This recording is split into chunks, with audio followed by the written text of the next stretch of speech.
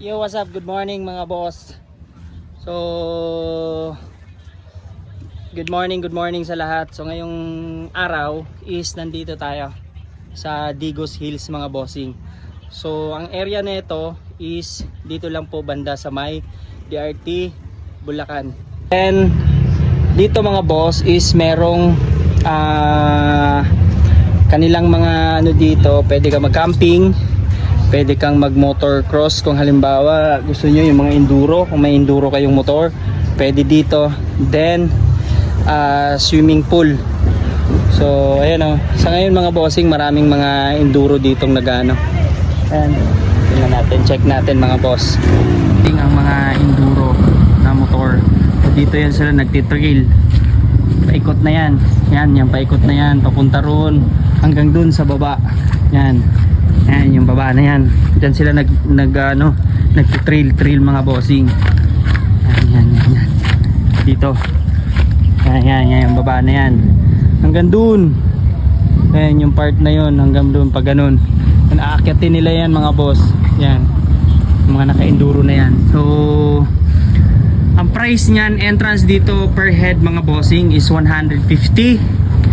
Then, pag halimbawa kahit maliit or malaki, then halimbawa meron kayong dalang tent, another 100 yon, mapapatak siya ng 250 sa isang tao. Then pupunta tayo sa may swimming pool. So ayun yung swimming pool doon, pupuntahan natin, check natin yung ano. So ito lang naman yung mga ano dito, ano nyo, picture. Then yun nga, kung mahilig kayo sa enduro is yun, meron doon. Then pag nagka-camping, pwede kayo mag-camp dyan. The camping area is dito and doon. Ayun, may bagong magka-camp, magkakabit ng tent. Ayun, so camping area yan lahat yan mga bossing yan. Ayan. Dito naman yan mga bossing, yan, dito lang yan sa may DRT Bulacan. So bababain natin yung kanilang swimming pool. Right, tara. Kung mahilig kayo sa enduro, mga thrilling na ano, ayan mga boss, dito lang yan sa may Digos Hills. Punta na dito mga boss, sigurado mapapatrill ka rito. So ito yung pinaka area bago ka, kung ayan mga yung parking area, ito yung malawak na yan. Then meron din doon. Ayan. So pagdating dito, merong itong kubo na to. Sa 2.5 daw ito. Then wala siyang ano, may bed. From parking mga boss, kung gusto nyong pumwesto sa may swimming pool, meron din dong isang tawag nito, cottage, pwede nyong i-rent. Ang price niyan, nag-rent siya na 4,500. merong 3 bed. Yan yung ano na yan. Actually may nakano ngayon. May 3 bed, may aircon, may CR. So malapit na kayo mismo sa mismong bababa tayo doon. Ito yung campsite mga bossing.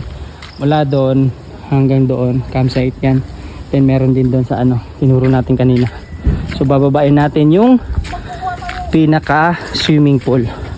Yan nga yung sinasabi natin. From swimming pool, mula sa pagpupwestuhan nyo ng tent nyo, lalakad kayo siguro mga 5 minutes pababa.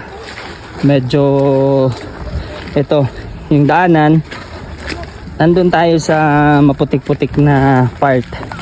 Pero pagdating nyo naman doon sa swimming area, so yun nga yung ano, lakad ka rito sa masukal na to, ay sa mabato na to, mga 5 minutes pababa siya, pababa yung ano niya, pababa yung pwesto nito. Ayan, para lalakarin natin. Alright, so itong kubo na to, itong ano na to, 4,500. Then pag halimbawa gusto nyong ano, kasama na yung swimming pool dyan, 4,500 yan mga boss. All in na yan. May 3 bed, sa CR, then aircon. So yun. So yung ano naman, yung tawag dito, yung swimming pool kasama na. Morning po. Sa part na to mga bossing, ayan, sa yung swimming pool nila. So kung makikita nyo, mapapansin yung swimming pool nila paakyat. So nasa taas siya. Then daanan. Dito pa lang mga bossing, kitang-kita nyo na yung view. Dito sa swimming pool na to. Ayan yung laki ng swimming pool nila, bilog. Actually yung malalim sa gitna, yung gilid medyo mababaw lang, nasa hanggang leg. Then yung sa may ano, same lang din. Then may pambata dyan, yung gilid na yan. Yan. Yan yung mga hanggang, kung sa atin malalaki, nasa mga hanggang binti natin. So ito yung ano niya, may 3 cottages. Yan mga boss, 3 cottage, may CR doon. Then sa gilid na yan, pwede kang magluto, pwede kang mag-ihaw, or maganda, magdala ka na rin ng pagkain. So yun. Yan. So yan ang view dito. Halimbawang doon kayo nakated sa taas, either doon. So 5 minutes pababayan mga bossing. So kung dito ka naman, tabing-tabi mo na. So 4,500 to ang ano dito. Then yun nga, libre na to yung swimming pool. Ayan, pwede ka nang paikot-ikot dyan. Ayan. Ayan siya mga boss. Ayan. So yun lang yung ano natin na yan. Mamaya i-upload na lang natin yung ating video mga bossing. Then yun nga, pagka halimbawa gusto nyo munang mag-reserve, gusto nyo magpa-ano, pwede naman kayong mag-message sa page ng Ligo Seals. Then pwede kayo magpa-reserve doon. Nag-ano naman sila, nag-accept naman sila ng reservation. Then basta mag-message lang kayo doon sa page nila. Pwede lang din natin yung pangalan ng page nila sa video na to mga bossing. Alright, so yun, good morning sa lahat. So ito, makikita nyo yung view. Yun mga boss. Alright.